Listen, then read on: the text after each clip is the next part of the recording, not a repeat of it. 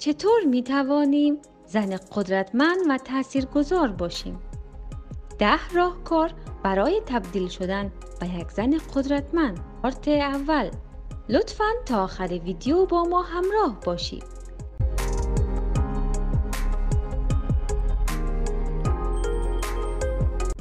سلام، خوشحالیم که با صدای زن همراه هستید. خوش آمدین به یکی دیگر از ویدیوهای چینل صدای زن. لطفاً چینل ما را سابسکرایب نموده و زنگوله را فشار دهید تا از ویدیوهای بعدی ما با خبر شوید. تبدیل شدن به یک زن قدرتمند و تاثیرگذار در جامعه‌ای که قوانین آن از زنان حمایت نمی کند و بر علیه زنان است، مسئله بسیار چالش برانگیز و دشواری به نظر می رسد.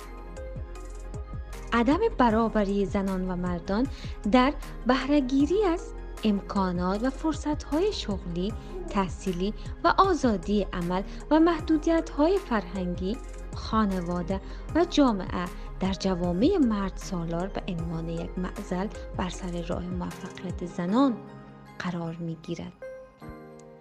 طبق باورهای عامه این نوع جوامع مردان دارای توانایی‌های بارزتر و بیشتری نسبت به زنان است، چه از لحاظ فیزیکی و چه از لحاظ استعداد و قدرت فکری و ذهنی، و عملکرد بهتری در امورات دارد. این نگرش ها تفکری را به جامعه القا می کند که بر اساس آن این باور ایجاد می شود که زنان قادر نیستند امورات مهم مثل حکومتداری و اقتصادی را بر عهده بگیرند و قدرت تشخیص و عملکرد درست در بخش قضاوت و عدلیه از حد توان آنها خارج است.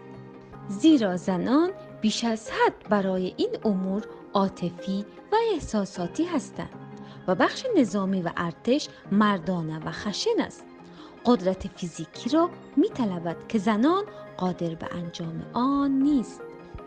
اما بسیاری از زنان موفق جهان با وجود این که در همچین جوامعی متولد شده و رشد کرده اند، با چنین باورها و محدودیت‌ها مبارزه کرده و به اهداف خود رسیده اند. دوشادوش مردان در حوزه‌های مختلف زمام جامعه خود را در دست گرفته‌اند. اما چطور می‌توان به یک زن قدرتمند و تاثیرگذار تبدیل شد؟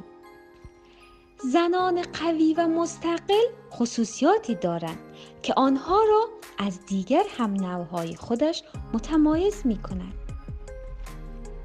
یک زن قدرتمند در ابتدا باید مثبت اندیش باشد و تفکرات مثبت خود را تقویت کرده و از چالش‌ها و محدودیت‌های موجود در جامعه و خانواده ناامید نشده و آن را به فرصت تبدیل کند. و به یاد داشته باشید که حتی در جوامع مدرن و جهان اولی هم زنان برای به دست آوردن جایگاه خود می جنگند و زنانی مثل هیلاری کلینتون، آنگلا مرکل، ترزا می و دیگر زنان قدرتمند نتیجه مبارزه زنان بر علیه سلطه قرون وسطایی است. شماره 1. داشتن نگرش مثبت. داشتن نگرش مثبت اولین گزینه برای تبدیل شدن به یک زن قدرتمند و تاثیرگذار است. برای داشتن نگرش مثبت ابتدا باید ذهن را از افکار منفی خالی کرد. در اولین قدم باید بدانیم هیچ شرایطی تا ابد پایدار و ماندنی نیست و همه مشکلات و سختی‌ها شرایط فعلی شما هست، نه آینده شما. یک کرم ابریشم را تصور کنید. مدتها در پیله خود در یک فضای بسیار کوچک میماند، صبر میکند تا تبدیل به پروانه‌ای شده و آزادانه پرواز کند.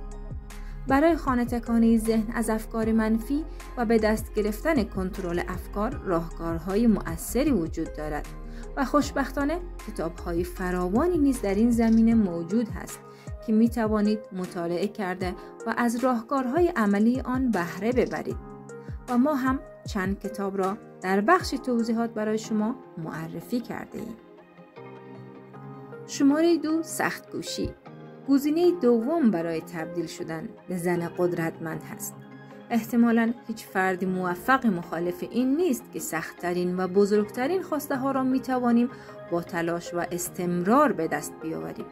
افرادی که به موفقیت‌های بزرگی دست پیدا کردند، اغلب از استعداد یا توانایی ویژه‌ای برخوردار نبودند، بلکه تنها فرق آنها با افراد دیگر این بوده که در برابر مشکلات و ناهمواری‌ها هرگز تسلیم نشدند و تا رسیدن به هدفشان سخت تلاش کردند.